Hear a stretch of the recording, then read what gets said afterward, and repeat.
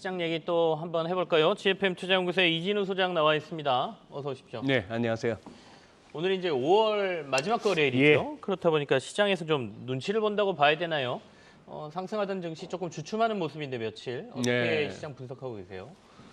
뭐 5월 마지막 거래일로 오고 나니까 시장에서 늘 맞는 얘기는 없다. 셀인 메이 뭐 이런 얘기는 올해는 적용되지 않았다 하는 것이고요. 네. 또 하나 이제 궁금한 거는 제대로 한번 장을 한번 만들어 보자 싶은 세력들한테 좋은 어떤 주제 장르가 잡혔죠. AI라는 거. 아, 네. 예. 이걸 갖다가 판을 얼마나 키울 수 있을지가 이제 궁금한 가운데에 조금 이제 주춤하는 모습이 좀 보이는 그 이유를 한번 살펴보겠습니다. 네네. 다우지수는 지금 200일선 공방이거든요. 우선 이 흐름을 보시면은 지금 다우가 최근 들어서 제일 부진합니다. 3대 지수 가운데 요 200일선을 갖고 이제 6월 시작하면서 아마 이 위에서 다시 계속 놀아도 되는지 이 밑으로 다시 조금 또 조정이 깊어지는지를 결정할 것 같은데요. 다우는 이럴 수밖에 없습니다. 뭐 여기에도 애플도 있고 그렇긴 합니다만 뭐 쉐보론 같은 경우는 유가 올라야 힘을 쓰는 정유주죠. 네. 나이키 지금 이렇죠. 뭐 캐터필라, 3M 다 이런데 여기 우크라이나 재건할 것 같으면은 뭐 캐터필라 아닐까 싶은데도 재건주에도 못 끼나 봅니다. 네. 뭐 그런 양상. 반면에 이제 나스닥은 지난주 금요일 날 드렸던 말씀이 피보나치 두 개를 한번 살펴보자 했죠. 지금 여기서 작년 하락폭의 38.2%는 넘어섰으니까 그럼 절반 돌리려면은 13,180 요 근방까지 갈 수 있지 않을까? 근데 갈까 말까를 갖다가 결정하는 거는 또 시간적으로 봤을 때 6월 접어들었어.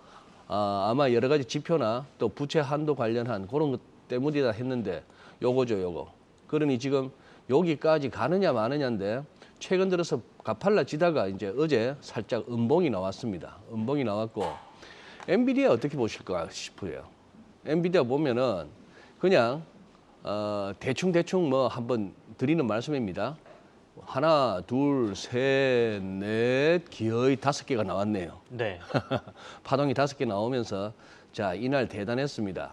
지난주 목요일 날 실적 발표와 더불어서 하루 만에 장중 29%, 결국 마감은 24% 이상으로 올라가지고 이렇게 했습니다만 살짝 이제 자, 그렇다면은 여기서 한번 보시죠. 엔비디아 실적이 어떤가 싶어서 엔비디아 한번 들어가 보니까요.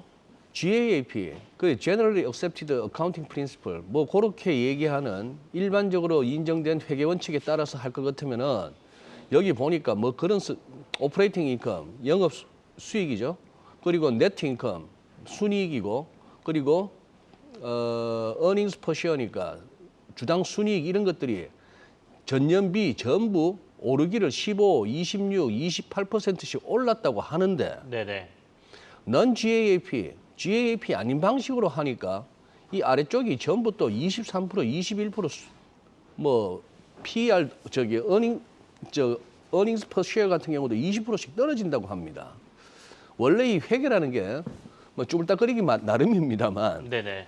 뭘 어떻게 다르게 했길래 이렇게 차이가 확 나는 그런 어떤 실적인가 싶은데 어쨌거나 실적 좋다라고 해서 넘어왔습니다.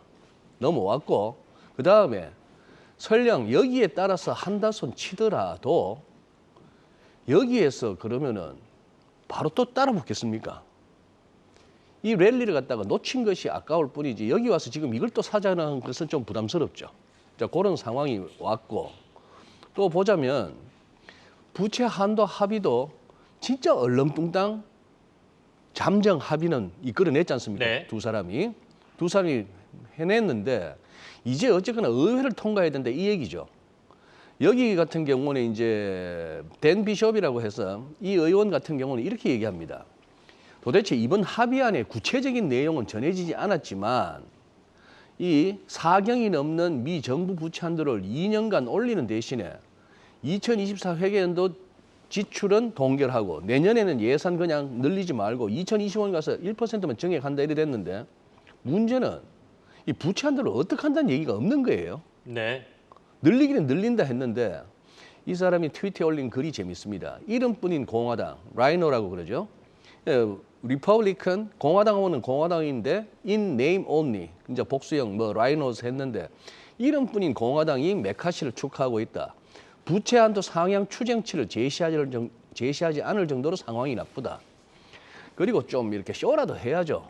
뭐 굉장히 좀 저항하는 모습이라도 보이고 해야 되는데 말랑말랑한 목소리로 그냥 뭐 낙관적이에요, 생산적이에요 이러다가 덜컥 합의라고 했더니 양당에 다 나름대로 강경파라고 할 만한 사람들이 있고 이럴 때마다 정치적 위상을 높이자 싶어서 목소리 키울 사람들이 나올 거 아니겠습니까?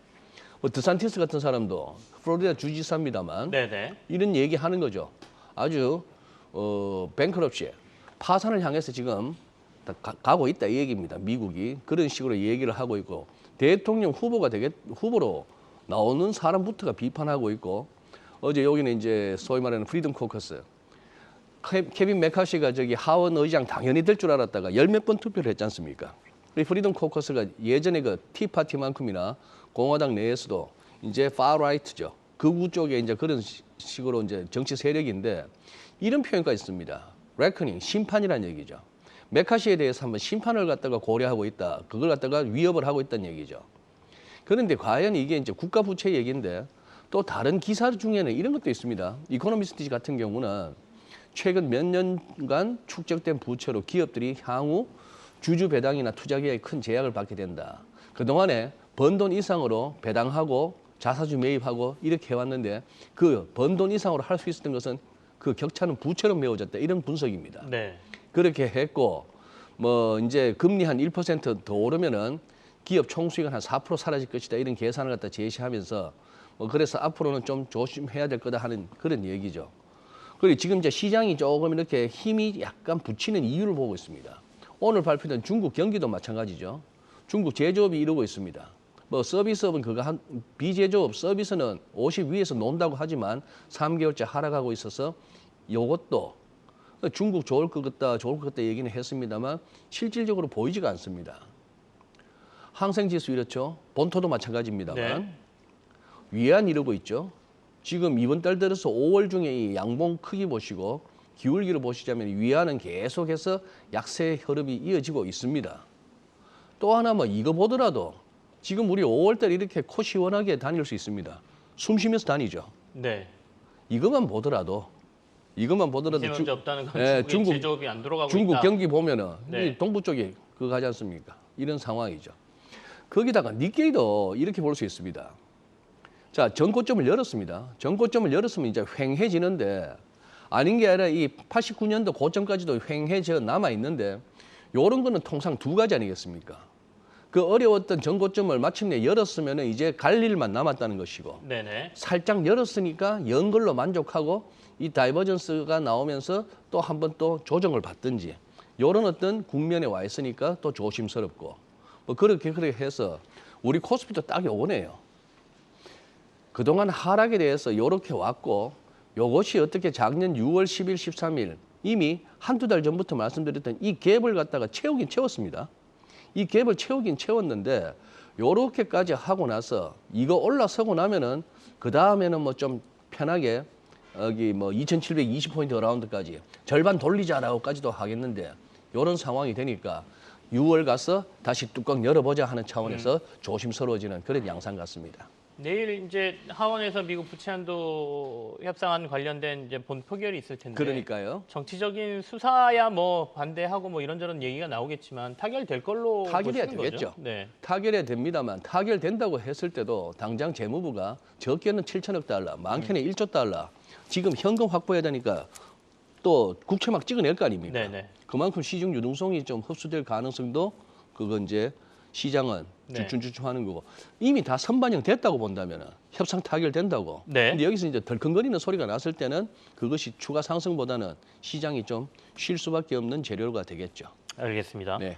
자, 6월 달에 또 미국의 금리 인상 앞서 제가 패드워치 잠깐 보여드렸는데 경기 침체 뭐 그다음에 물가하고 이렇게 팽팽하게 맞서면서 또 0.25%포인트 올린다. 또 이쪽으로 또 베팅이 좀 늘어나는 모습도 있습니다. 그러니까 시장이 조금 눈치 보기가 좀 더 강해지는 6월 초에 네, 그런 그런 것 모습을 볼 같습니다. 수도 있겠습니다. 예. GFM 투자연구소의 이진우 소장과 함께했습니다. 감사합니다. 예, 고맙습니다.